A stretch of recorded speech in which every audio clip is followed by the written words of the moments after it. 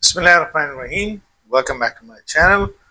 So what you're looking at on your screen, this is actually an Osmocom spectrum analyzer, which is there in your Dragon OS Focal.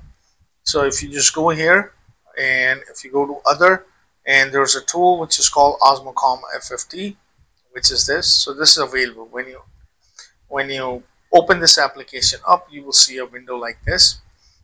This window actually supports Osmocom FFT source, actually supports RTL SDR dongle, HackRF, Bleed RF, RF Space, Air Spy, and so on. So these are different hardware platforms that it supports. And right now I have my HackRF which is connected to it.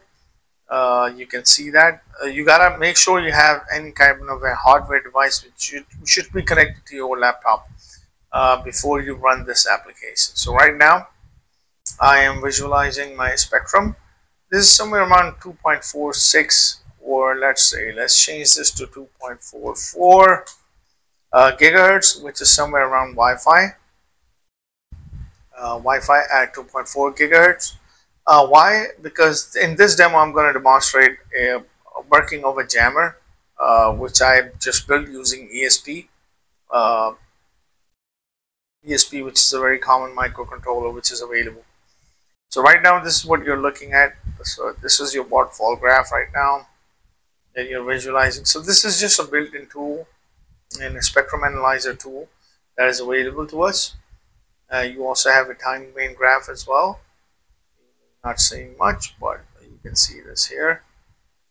The signal strength is quite low, so I can increase the gain. So that's the gain. Change this to 40 dB. And this is that frequency display that you're seeing right now. So let me just plug in my jammer, and so you can see the effect. All right, one thing you should have noticed is that the mic that I'm using is actually Bluetooth, and Bluetooth operates at 2.4 gigahertz as well. So you might start experiencing a distortion in my noise because I'm recording it from a Bluetooth mic. So you might see that effect, and you will also see the same effect on your spectrum graph as well here as well. So right now it sort of start distorting my voice.